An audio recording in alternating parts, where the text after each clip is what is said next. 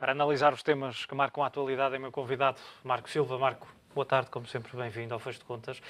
Quem é que mais perde com esta crise na Grécia, com esta incerteza, com o aumento da volatilidade, com o haircut, quem sabe, que agora parece estar a ganhar força nos últimos dias? Boa tarde, Hugo. Quem tem neste momento mais a perder nem são os gregos em si. Até porque importa realçar isto. Neste momento, a Grécia tem um superávit, um excedente primário. Ou seja, o que é que isto significa? Isto significa que, no final do ano, a Grécia tem dinheiro para pagar tudo, menos os juros e a dívida. Significa que, se ninguém lhe emprestar dinheiro, eles conseguem sobreviver. Ou seja, não precisam do dinheiro para nada neste momento. Precisam de dinheiro para pagar os juros e a dívida. E se nós formos a ver quem é que mais emprestou à Grécia... Estamos a ver neste momento. É a Alemanha, portanto, com 56 mil milhões de euros. Portanto, a Alemanha tem cerca de 17% da dívida grega. E se houver um default, o governo alemão vai ter que pedir 700 euros a cada alemão. Não acho que isto seja muito bom para o próprio governo alemão. E não só, mesmo dentro depois do Banco Central Europeu, existem responsabilidades que a Alemanha tem, que é o maior participante.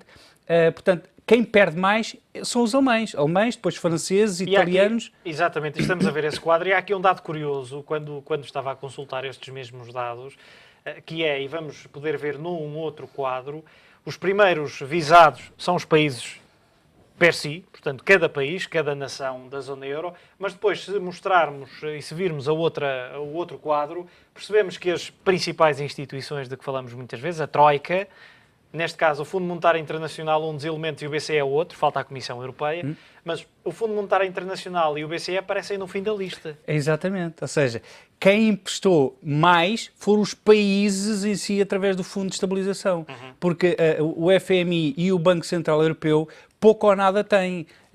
Aqui tem cerca de... nem chega a 20%. Portanto, estamos a falar de um total que ascende já a 323 mil milhões de euros. Só o fundo que é participado, o Fundo de Estabilização participado pelos parceiros do euro, neste caso da Grécia, tem quase 150 bis. Exatamente. Isto já estamos a falar de praticamente metade. Já depois de 2 haircuts.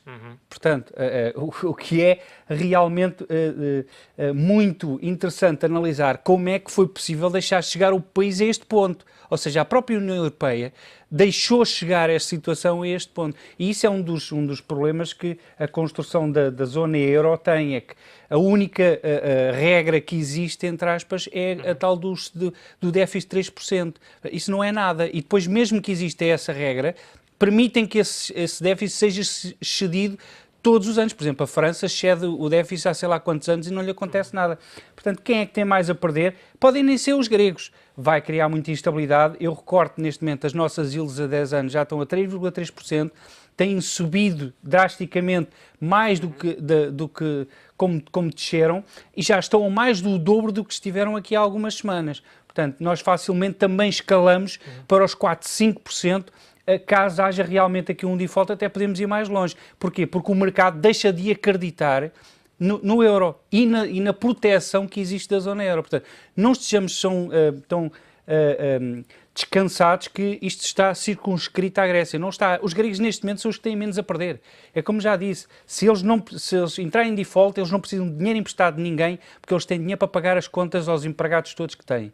No final do mês têm dinheiro para isso tudo, porque têm um excedente primário. Agora... Mas esse excedente primário é agora. Pode não aguentar-se ao longo dos meses e dos anos. Pode não aguentar, exatamente. Agora, isso já é uma incerteza e quase certeza não irá aguentar se houver um default, porque irá haver aqui uma incerteza, vai haver fuga de capitais, mais do que aquela que já existiu, mas o que é certo é isto. Portanto, quem mais deve neste caso é que está em melhor posição para negociar. E depois se nós vemos que os gregos fizeram uma proposta que é reduzir nas Forças Armadas. Se bem que a questão não pode ser, é assim, uma redução nas Forças Armadas não é algo estável, portanto não é algo definitivo. Agora, o que é certo é que essa proposta devia ter sido levada em conta e aceita pelo menos em parte. Só que isso não interessa aos grandes parceiros europeus. Porquê? Quem é que são os maiores fornecedores de armamento da Grécia? São a Alemanha e a França. E a Grécia é o país com maior percentagem de investimento nas Forças Armadas da União Europeia. Portanto, é algo que nós deveríamos pensar porque é que não lhes é permitido trocar parte, não digo a totalidade, mas parte dos custos que eles querem retirar das Forças Armadas. É porque a Europa também está e gosta de ter a Grécia com Forças Armadas para não deixar entrar depois a Rússia por aquele lado, não é? É muito bom, mas quem é que os ajuda a suportar os gastos? É porque a Grécia é um ponto de entrada para a soberania europeia. Portanto, não os podemos deixar sozinhos, entre aspas, a pagar esse serviço. Parece que é mais provável agora, ou será ainda mais provável até ao final da semana, porque temos andado dia a dia, literalmente, a ver as novidades que têm faltado, de resto, mas parece que estamos mais próximos ou a caminhar verdadeiramente para um haircut. Está a ser preparado esse caminho? Sim, eu acho que é mais um haircut do que um default desordenado. Neste momento, os gregos já disseram que não fazem mais nenhuma proposta, o que também não acredito, se houver alguma abertura. Algumas fontes diziam que Tsipras estará à espera que os credores voltem a tentar iniciar negociações, ou seja, a tomarem a iniciativa. Sim, porque neste momento a questão está muito pior do lado dos credores do que do lado dos devedores. Até porque neste momento existe aquela ideia, mas porque é que eles não aceitaram a proposta dos gregos? Portanto, a bola está do lado dos credores e não dos devedores. Ainda existe algum tempo... Até porque parece pouco coerente aquela notícia de ontem de que no centro da divergência estariam 2 mil milhões de euros. Quando estamos a falar de tantos milhares de milhão em cima da mesa, 2 mil milhões não seria nada. Não seria, até porque esses 2 mil milhões de euros é para pagar juros. Portanto, a questão não está a pagar a dívida. Está a pagar a dívida mais os juros que lhe está a ser pedido ao governo grego e que nós então ainda pagamos mais. Percentualmente, nós temos um peso muito maior de juros do que os gregos têm no Orçamento de Estado, okay? Porque eles têm aquela benesse do BCE estar a devolver parte do dinheiro que pagam. Portanto, 2 mil milhões não é nada. Portanto, eu acho que aqui já é um bocado os extremismos, tanto de um lado como do outro. Vai conseguir pagar a dívida ao Fundo Monetário Internacional? Sabemos que adiou e era uma das possibilidades, de resto é legal e está previsto nas normas do Fundo Monetário Internacional, em vez de pagar faseado, poder juntar no final do mês e pagar os tais 1.600 milhões de euros. Será que não vai chegar à data e pedir um adiamento ou dizer que não consegue pagar? Não, eu acho que tenho quase certeza que eles não conseguem pagar. O problema nem será o FMI, o problema é o BCE. Estamos a falar, no caso do BCE, 7 mil milhões no final do verão. Exatamente. E não é que a primeira tranche, se não for paga no dia, não há cá adiamentos. É default, ponto final. Portanto, enquanto o FMI existe este esquema, a gente paga na última tranche do mês. Depois ainda tem 30 dias, além do prazo limite. Exatamente. Portanto, aqui não. Eu acho que eles não têm dinheiro, nem estão muito interessados nesta fase em fazer mais aproximações. Até porque eles próprios têm que se salvaguardar, bem ou mal, relativamente à posição que eles têm no país. Porque se eles fazem muito mais concessões, deixam de ter o suporte democrático que os elegeu. E depois como é que é? Entra a Grécia numa convulsão e então ainda será muito pior para todos os europeus e para a própria Europa. Quer dizer, imaginemos agora a Grécia daqui a 2 meses entrar em convulsão e ser necessário novas eleições. Então isso aí é que seria... Parece que vão deixar chegar a um ponto tal, 100 antes, por exemplo, e é outro cenário que tem sido falado mais nos últimos dias, fazer um pouco aquilo que aconteceu em Chipre, fechar os capitais, impedir a circulação de capitais. Eu acho que isso seria demasiado agressivo, porque isso iria... Mário Draghi ontem falou em terreno desconhecido, em relação à Grécia e ao facto de não se chegar a um consenso. Sim, eu acho que isso do controle de capitais seria bastante subjetivo em termos dos danos. Nós não conhecemos os danos que poderia causar a fuga de capitais que isso iria provocar e a falta de investimento direto. Basicamente, durante algum tempo, ninguém investiria lá dinheiro. O caso da Islândia foi haverá um caso. Investimentos nesta altura? Há sempre investimentos. Desde que haja oportunidades de negócio, há sempre investimentos, até porque eles continuam na zona euro e existe forma de proteger o investimento agora. Eu acho que a solução não passa por aí. A solução passa... Vamos construir a Europa nas fundações, que é aquela questão do BCE, comprar a dívida dos países até um limite da sua dívida versus PIB e essa dívida não pagar juros, como aconteceu com o FED. Isso é que é a estrutura. E toda a gente saber, até um X limite, tu tens dívida comprada pelo BCE em que não paga juros. A partir daí... E é responsabilidade do próprio Banco Central do país. A partir daí, não. A partir daí tens que ir ao mercado. É por aí que eu acho que passa a solução e foi que não foi discutido nada até agora. Eu acho que é a grande perda neste caso é essa. Muito bem, olhando para outro tema, não tão quente, podemos dizer, mas em termos financeiros ou monetários igualmente quente, um IPO que se deu na última quinta-feira de uma biotecnológica de nome Axovant Sciences. Porquê é que foi um sucesso, segundo os analistas, Marco? Foi um sucesso, primeiro, porque está inserido no maior e no melhor mercado de capitais do mundo e que dá bem a prova de que o mercado de capital desenvolvido é que propicia a inovação de uma forma completamente agressiva e como mais nenhuma fonte de financiamento pode. Ou seja, o que é que eles fizeram? Eles compraram um produto que é um medicamento que está ainda em fase trial 2, neste caso, que acabou. Compraram um medicamento de tratamento de Alzheimer, ou que apresenta melhorias no tratamento do Alzheimer. Exato, que isso é importante, ou seja, não vai curar o Alzheimer, vai melhorar os sintomas do Alzheimer, nem sequer é uma cura. Por 5 milhões, upfront, portanto, logo de caras. A GlaxoSmithKline. Retiraram, houve pessoas que estavam no projeto da Glaxo que vieram para a empresa, mas pagaram 5 milhões com recurso a fundos de investimento e agora entraram em bolsa e valem 2,2 mil milhões. Quer dizer... Estamos a falar de uma valorização na estreia que chegou a 99%, abriu a $15 e fechou nos 29%. Exato, e foi o maior IPO de biotecnológicas do mundo sempre. Ou seja... Mas não há aqui um risco, não está tudo muito alavancado a este medicamento? Pelo menos será essa a justificação mais óbvia para esta subida acentuada. Há claramente um risco, mas isso é que é o capitalismo.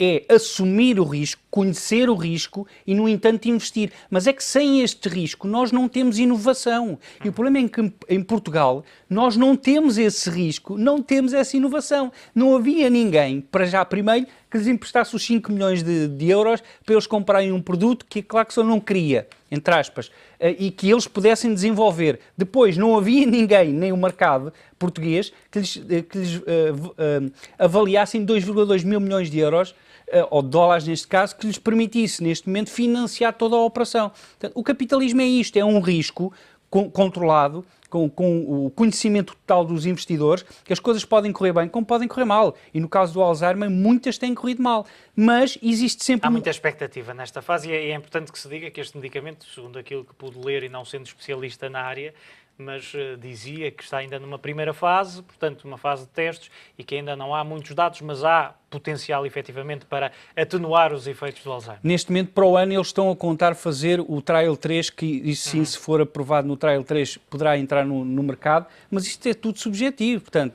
Agora a questão é, como é que é possível nós tirarmos esta inovação num país que não tem nada destes instrumentos financeiros? E por isso é que a minha opinião sempre foi, nós temos é que desenvolver agressivamente o nosso mercado de capitais, fundos de investimento e bolsa, porque é isso é que permite isto. Sem isto, sem estes investimentos, sem essa possibilidade de ir ao mercado, nós não temos inovação. As empresas vão lá fora, como foi, por exemplo, agora a portuguesa Talkdesk, que foi lá fora buscar o dinheiro, não foi cá a Portugal, foi lá fora. Falavas de casos de sucesso, a Estónia tem sido um caso de sucesso ao nível da tecnologia. Onde e quando é que se deu este sucesso, esta grande evolução? Portanto, a Estónia é um caso muito interessante, para já porque é um país muito pequeno, é um décimo de Portugal em termos de população. E quando caiu a União Soviética, basicamente eles estavam na Idade da Pedra, quase. Inclusive, a Finlândia quis-lhes oferecer o sistema analógico de telecomunicações, eles disseram que não, vamos logo para o digital. E só para nós termos uma ideia, eles neste momento, os 1,3 milhões de cidadãos que eles têm, já pagam os parqueamentos com o telemóvel, já fazem, o IRS já está pré-feito, fazem-no em 5 minutos, têm todos os seus dados de saúde já na cloud, por exemplo, na nuvem, entre aspas, têm já hubs de alta tecnologia, de empresas de alta tecnologia, startups, do mais desenvolvido que existe no mundo, são um exemplo de alta tecnologia no mundo, foi o criador do Skype, que foi vendido depois à Microsoft, é estónio, e muitas empresas de alta tecnologia, startups, estão lá a ser criadas. E é curioso que, por exemplo, já em 1998, todas as escolas tinham internet. Em 2000, o governo estónio declarou que a internet era um bem mundial e o uso de Wi-Fi foi massificado pelo país inteiro. O ano passado foi criado um projeto que crianças de 5 anos vão aprender o código básico, código de programação, a 5 anos. Portanto, Isto é estratégia, isto é que nós não temos mais uma vez. Porquê? Há uma coisa muito importante. No mundo global, só há uma única língua que é global em todo o lado. É o código. É o código. Programação. Há vários tipos de linguagem de programação, mas toda ela é igual em qualquer sítio.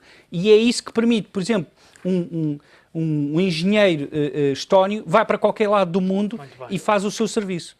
Marco, para terminarmos, temos o habitual chavão. Vou pedir à realização que coloque um vídeo, porque hoje vais-nos explicar o que é que significam os gestos que os traders fazem, e estamos a ver nesta altura, durante o ato da negociação, ou no ato da negociação.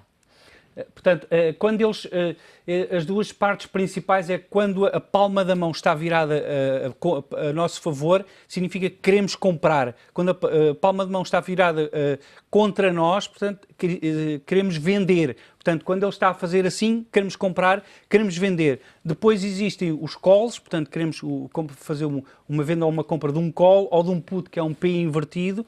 E depois temos números, que é o 1 é assim, e depois o 6 é assim, ou seja, adiciona-se 5, portanto o 2, 7, e depois temos o 25, que é assim, ou seja, que é o 2 mais a fazer esta oscilação com os dedos, significa 25, e isto é tudo alguns gestos mais à distância, porque todos eles falam, inclusive neste caso no vídeo nós vemos que... Aliás, para quem não estiver habituado, parece uma confusão completa, mas eles entendem-se. Entendem-se perfeitamente, e o que ele estava a fazer era venda, e depois estava a dar oralmente o valor, e estava a fazer uma descida dos preços. Nós ouvimos, ele está a fazer assim, está a vender e está a dizer os preços, e vai caindo os preços, e todos eles se viram novamente, porque eles estavam todos virados de costas.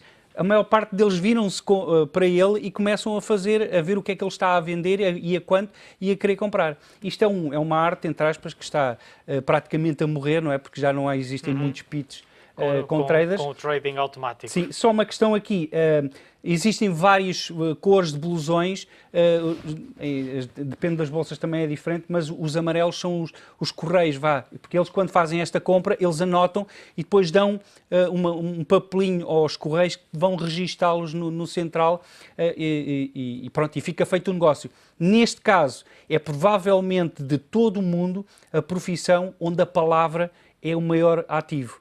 Aqui, se alguém diz que vende, oralmente é que vende mesmo. Ou se compra, compra mesmo. Não há enganos. Não há enganos e não há segundas ideias. Se não fizer aquilo, nunca mais trabalha na Bolsa. Muito bem. E ficamos aqui mais elucidados hoje com os gestos usados pelos traders na Bolsa. Marco Silva, como é habitual, com a análise às terças-feiras.